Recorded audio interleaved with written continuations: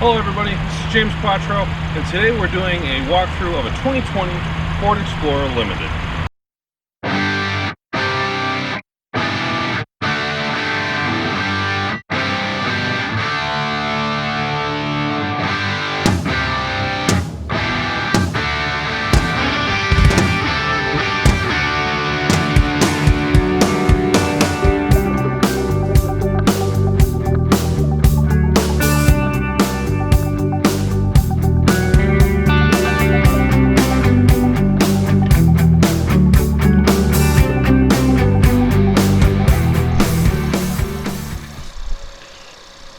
Alright, we're going to go under the engine to start off with, and there's a lot to talk about here. This is one of the biggest changes that they made for the 2020 model year, is the engine and drivetrain.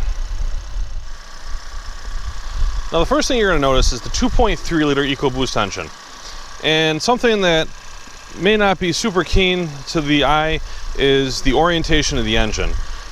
All the new generation Explorers, starting back in 05, were front-wheel drive. What's really notable about this one, I don't know if you can see it in the video, is this is actually a rear-wheel drive platform with four-wheel drive. So the engine's oriented like a truck and not so much like a car.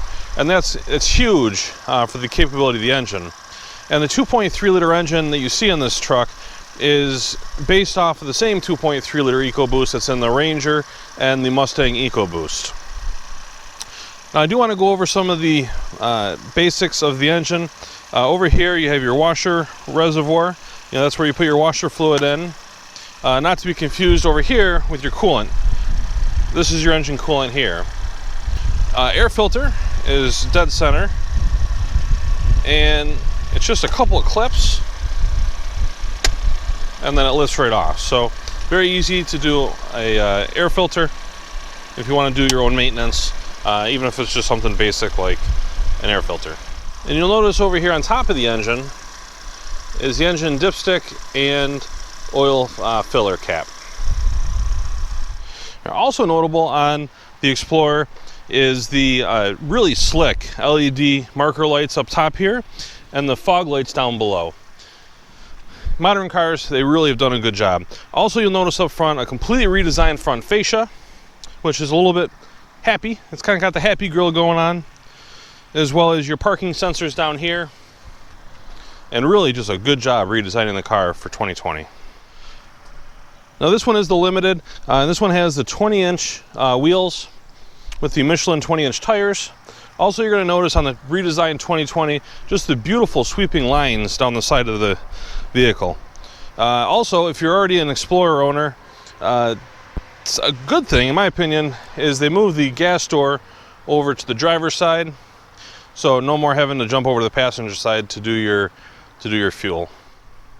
While we're on the topic of fuel, you've also still got the easy fuel filler, so no gas cap, as you'd expect from a Ford nowadays.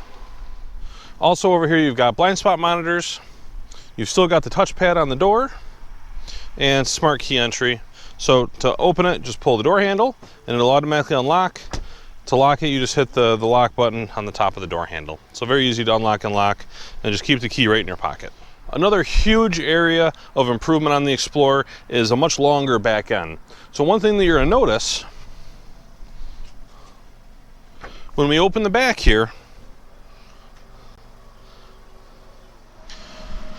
is even with the third row seats up, you've still got a ton of space behind the third row. Something you definitely did not have on the 2019 and older Explorers. Also, you've got a large area underneath here to store some things and hide things away. And then you've also got covers in here that cover the top here to make this completely flat. Now on the Limited, some great things. You do have headrests in the third row for third row occupants. Just pull the eyelets here to drop the headrest down. And then over here, you've got 3 buttons. You can either put the left side down, you can put the right side down, or if you're in a hurry, you can do both at the same time. So they've got 3 buttons that'll do that for you there. And with the third row seat down, you've got tons of space. Now this one here happens to have a bench seat in the center. We'll get to that in just a moment. Also in the back, you've got your parking sensors here and a really nice dual exhaust. Now up on the door up here, you've got a button to open and close it. You can also open and close it from your key fob, and you can open and close it from a button inside. On the back, you've got a backup camera and a washer nozzle here, which is controlled when you use the rear washer for the back window. Now, as I mentioned, the second row here is a full bench seat. You can also get it, and actually comes standard with captain's chairs with a pass-through in the middle. This one has the optional bench seat. Two different ways you can use the seats. If you just want to get into the third row, you can do so by just simply pulling the handle on the top here, and that tilts and slides it and gives you access to the third row that way. If you're just looking for more cargo space, you've got the lever here, which drops it down. If it's a little closer, you can also drop the headrest down by simply pushing this button here, and that tilts the headrest down. Another neat feature is the privacy shade on the second row as well, which comes on the limited trim. All right, now we're inside, and as you can see, the front seat's, I think, all the way back right now, and I've got plenty of leg room. I'm not the tallest guy in the world, but I'm also not short. In the center console, you've got heated second row seats. And what's kind of unique is even if you don't have the limited, the heated seats can be available all the way down to the XLT with the comfort package. So that's pretty cool for heated back seats, not just front. You've got your fan controls for the back as well. And then in here, you've got USB, USB-C, and your standard house AV. Also in the second row, you've got an armrest here with cup holders if you've got the bench seat. Also, you can fold the center seat down and have a little bit bigger armrest here, or you could put a 2x4 or something down the middle for storage. And lastly, on the second row, I just want to note how smooth and flat that floor is. So not a lot of intrusions there. Also, you've got some mat pockets on the back of both front seats. On to the front row. The most important one's the driver's seat and passenger seat. So here you've got memory seats, 1, 2, 3 different drivers. This has got the B&O sound system. Over here you've got your power windows, your power mirrors are here, and then this is to select which side, and then this is for power folding mirrors. So not too bad. And then of course to lock all 4 windows if you got the children in the back. Another really unique feature of the Explorer is this here. This is the hood release. Now, what could possibly be so exciting about a hood release? If you'll notice, it says pull 2 times. What that means is when you pull it the first time, that puts it on like a typical hood release onto the safety for the hood. Here's where it gets exciting. If you pull it a second time, it's now going to completely release the hood, and there is no underhood release that you have to fish for and try to find. So that is a great convenience for opening up your hood and not having to worry about finding that pesky hood release under the hood. Over here, you've got your power seats, so you can raise the front of the seat, lower the front of the seat, raise the back. Obviously you can do both, and then slide forward, back, recline, your standard functions there, and then lumbar is going to be there. Also, you've got a power tilt telescope on the steering wheel, both tilt and telescope, and those are actually remembered by the memory seats. So it'll remember exactly where your seat is, exactly where your steering wheel is, and that definitely makes for some convenience there. Fog lights are this button here. You turn this for different headlight options. All right, this is automatic headlights where you probably keep it most of the time. And then right here is for the dimming of your dash lights and controls. All right, now we're sitting in the exciting seat, the driver's seat. So in here, you've got lots of controls. Let's start with the steering wheel. So these are your cruise control buttons and some radio buttons. The cruise control I just want to talk about a little bit, and that's these 2 buttons here. This top button is going to be your dynamic cruise control. So if you look behind the steering wheel, you'll see a little road there. And actually, it probably won't show you anything right now because I'm not in drive and I'm not using the cruise control. But what this button here does is it maintains a gap between you and the car in front of you. So when you're in cruise control and you're coming up on the slower traffic, it'll just keep a gap, and this will control how close that gap is. So every time you push the button, it'll get you closer or farther away from the car in front of you, and it'll show you on the display right over here how big that gap is with 1, 2, or 3 bars. The button underneath that is for lane keep assist, and then also to completely turn off lane keep assist, because it'll buzz at you when you have your cruise control on. It'll buzz at you while you're driving down the road if you cross over the lane, and that's this button here. So there's a button at the very tip that turns on and off your lane keep assist. This button here turns on and off your cruise control, cancel your cruise control, of course, set and resume. The buttons on the bottom are for volume for your radio. So turn down the volume, turn up the volume, and then mute. Over here, you've got the controls for the screen behind the steering wheel. So up and down will go through different screens. There's a lot of different screens that can go through. OK to select the screen, or to reset in this case, and back to go to the previous screen. This here is for menu.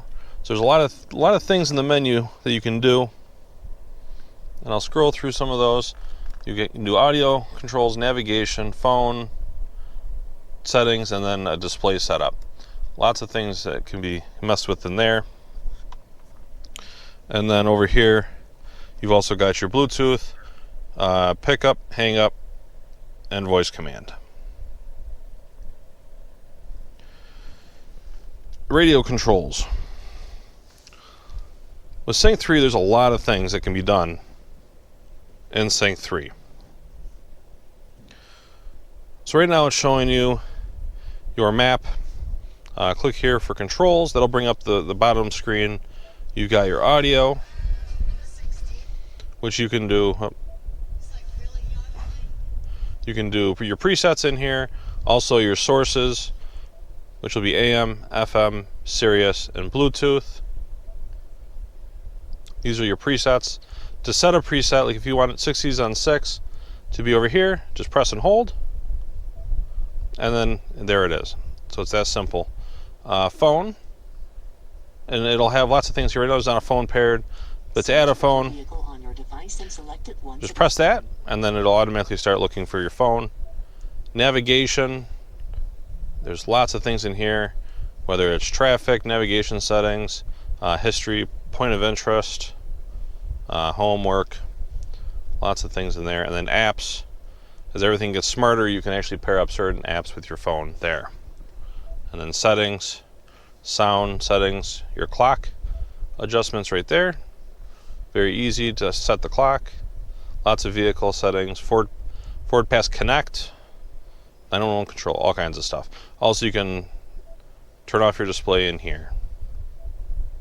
If it's bothering you, if it's too bright, and you just want to make it go away. Your home screen will show you the navigation map as well as your radio, and then if there's a phone paired, it'd be in there. As you move down the dash here, you've got your volume controls, and you can push it to turn it off. Tune, if you want to change the channel. Turn off your parking sensors. Your camera. This one happens to be equipped with a 360 camera, and that's actually a front camera. Your hazards. Over here, you've got heated seats, heated steering wheel, and cooled seats. And on the passenger side, you've also got the heated seats and cooled seats. In the middle, you got your dual zone climate controls. So if you wanted to put your temperatures up and down, like your home thermostat, and passenger can set their own individual temperature there. Max air conditioning, turn on and off your climate controls, and then your fan controls are here, up and down. We keep moving down here. You've got a little storage in here. Inside there you've got a USB, USB-C, and a standard 12-volt charging port, as well as lots of room to store things. The shifter. This has got a very unique shifter. It's a turn dial, so you got park, reverse, neutral, drive, and then manual shift mode. And then we'll put it back in park. Down here you've got your parking brake. To apply your parking brake, you just lift up. That'll set your parking brake. Let's say parking brake on. To disengage the parking brake, you put your foot on the brake and push it down, and that will disengage your parking brake. This next button here is kind of unique. That is a hold button. So if you press that, it'll actually hold the brakes on the vehicle if you're at a stoplight, if you're on a hill, and as soon as you put your foot on the gas, it'll automatically release the brakes. Over here, you've got the button that'll turn on, it'll turn off, or turn back on if you already pressed it, your auto start stop. So that's if you come to a stop sign, the engine automatically turns off.